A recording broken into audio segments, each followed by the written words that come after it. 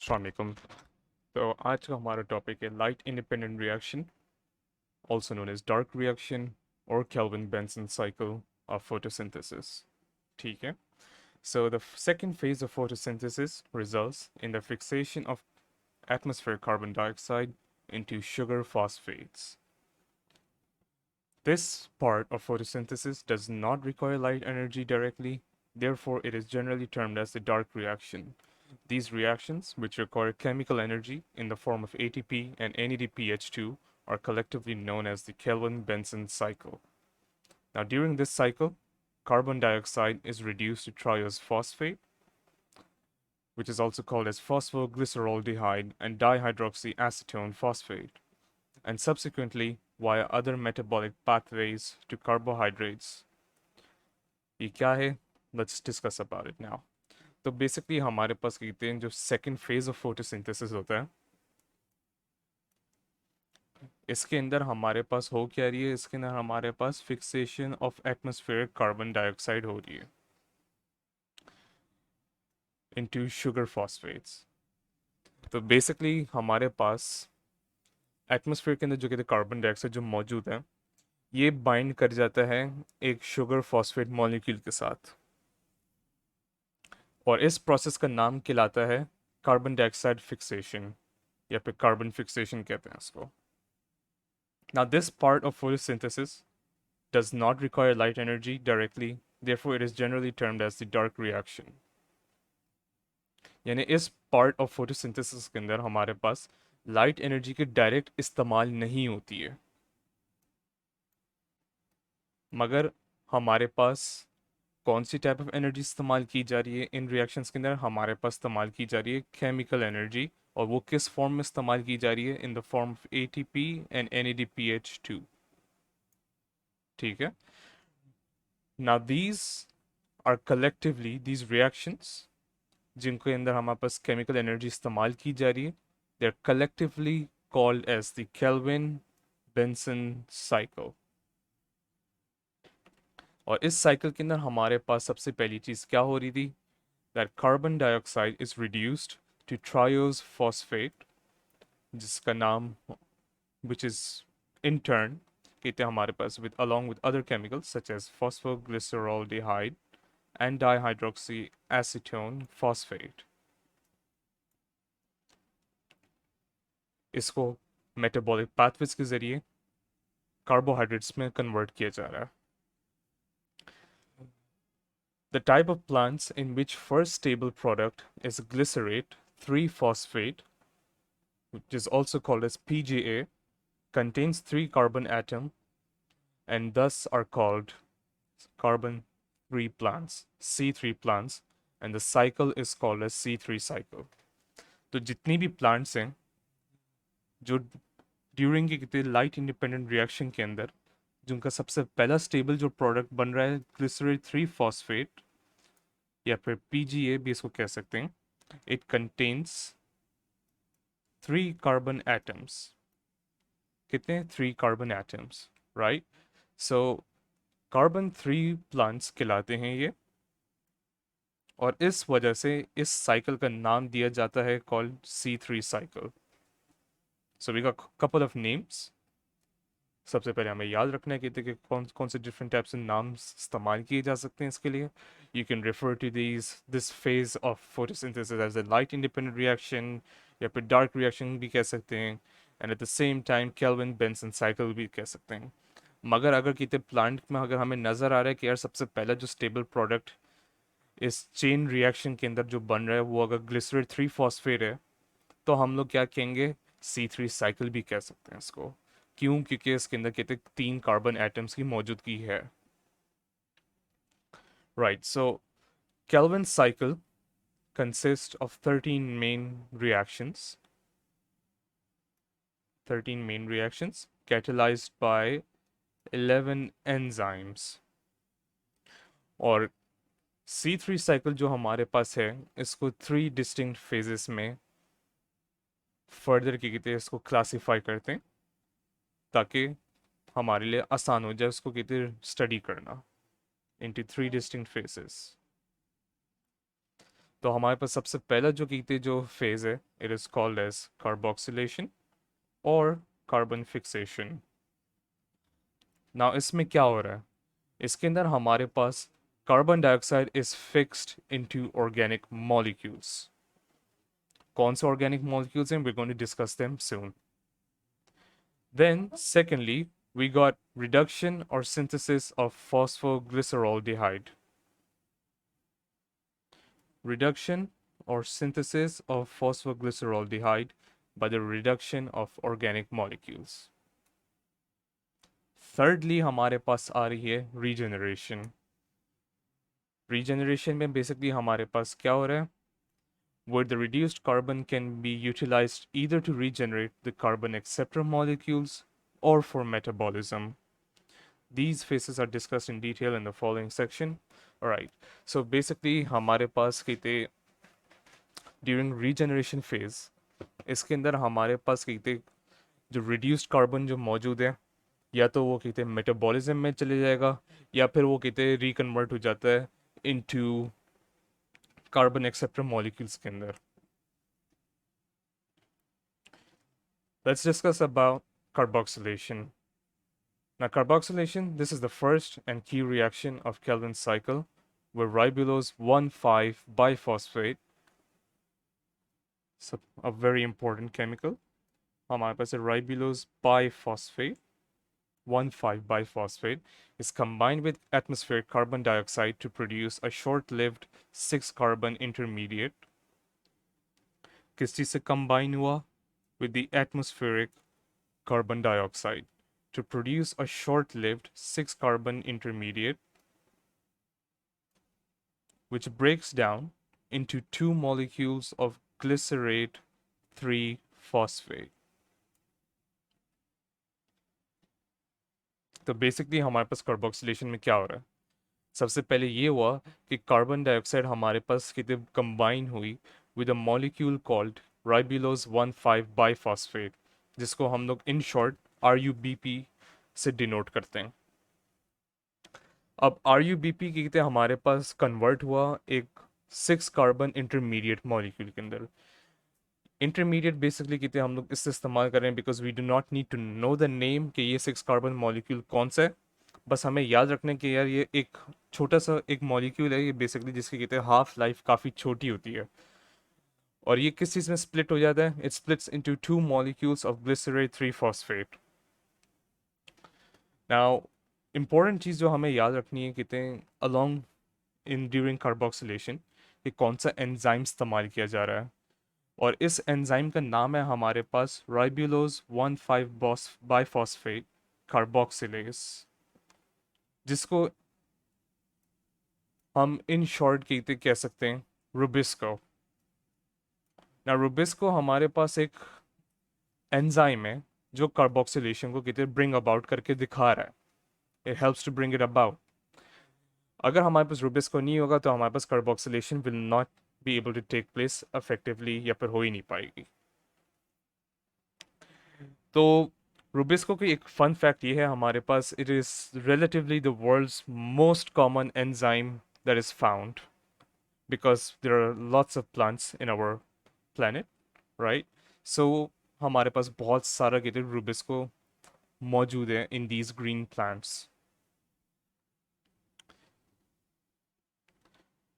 Right, so let's talk about reduction.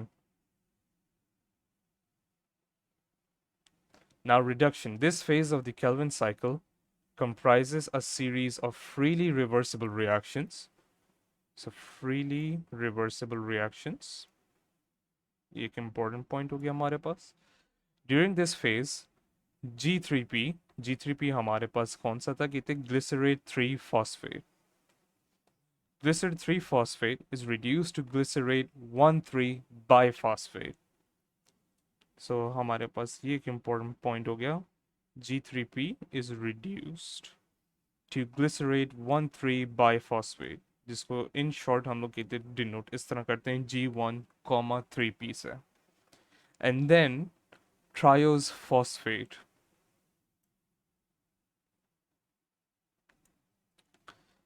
Three phosphoglyceraldehyde हमारे पास triose phosphate basically है 3-phosphoglyceroldehyde GA3P and dihydroxyacetone phosphate at the cost of ATP and NADPH produced during light reaction.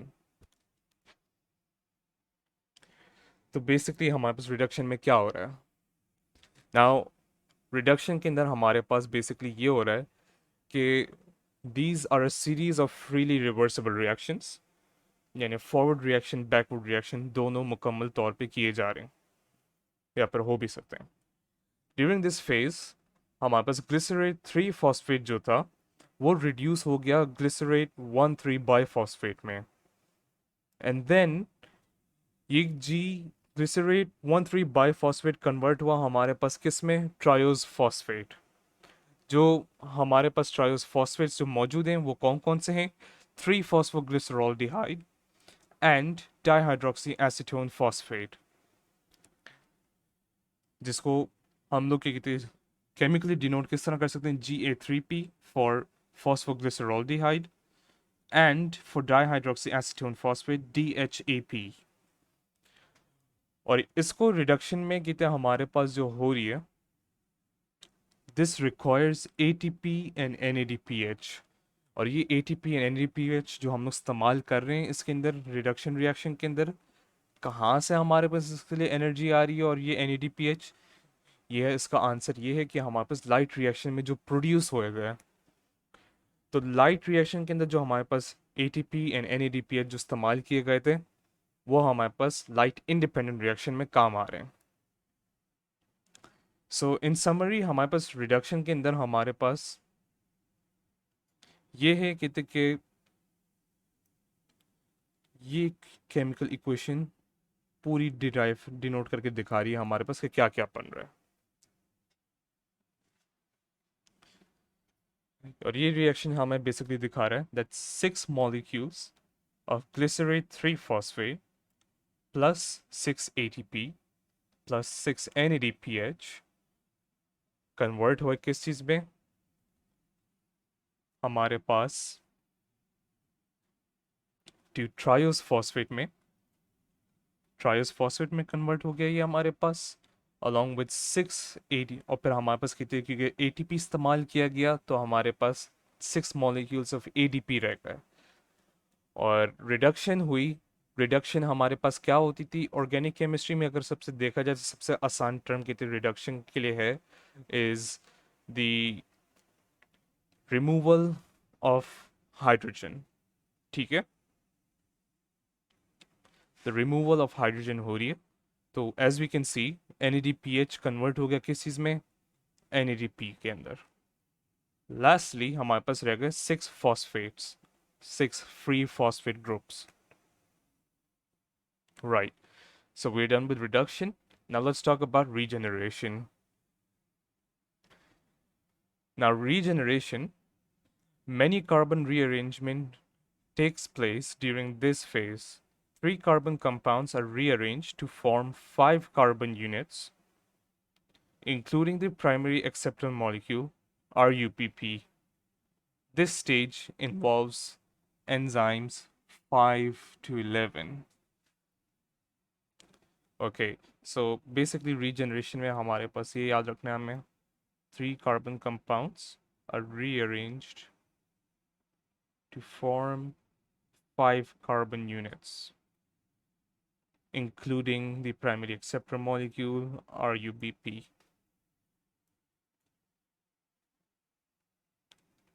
So इस chemical का इसका कहते जो chemical reaction जो chemical equation जो है सॉरी हमें क्या दिखा रही है कि we have 5 moles, 5 molecules of phosphoglyceroldehyde, ठीक है, which is a triose phosphate by the way, along with 3 molecules of ATP. Convert हो गया हमारे पास किस चीज़ में? 3 molecules of ribulose biphosphate and 3 molecules of ADP and 2 हमारे पास free phosphate groups रह गए. So इसकी ये reaction, ये chemical equation is very important.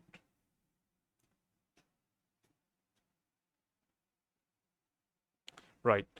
So during this cycle, 3 molecules of carbon dioxide fixed by 3 molecules of ribulose biphosphate. So 3 molecules of carbon dioxide fixed by 3 molecules of ribulose biphosphate. यानी for each ribulose biphosphate एक carbon dioxide की fixation हो रही है, which produces 6 molecules of carbon 3 carbon compounds, that is triose. From these 6 molecules, 5 are required to regenerate ribulose biphosphate.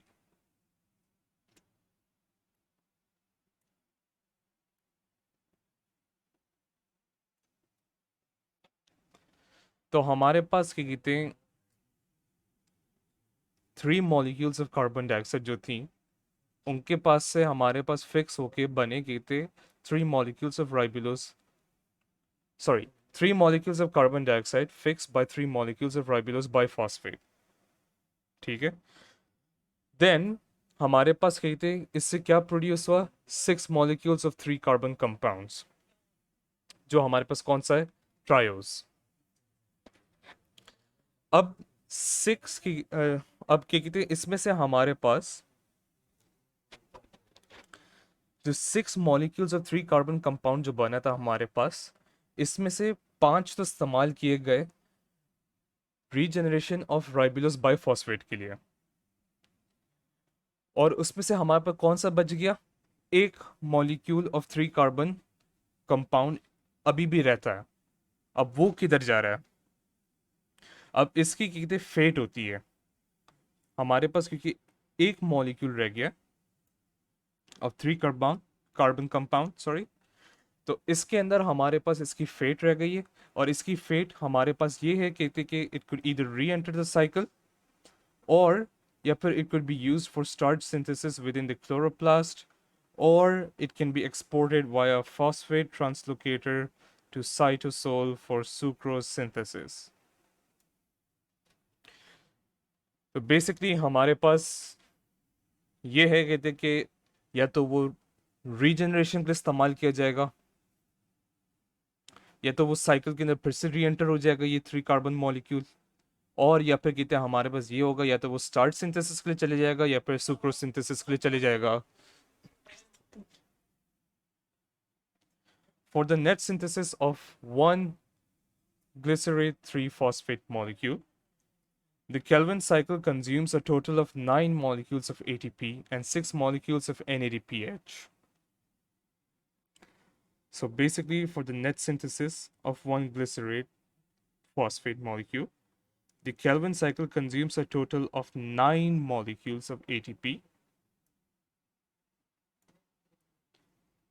and 6 molecules of NADPH. The light reaction, ये क्या कर रहा है light reaction? It regenerates the ATP and NADPH को कहते हैं regenerate करेगा.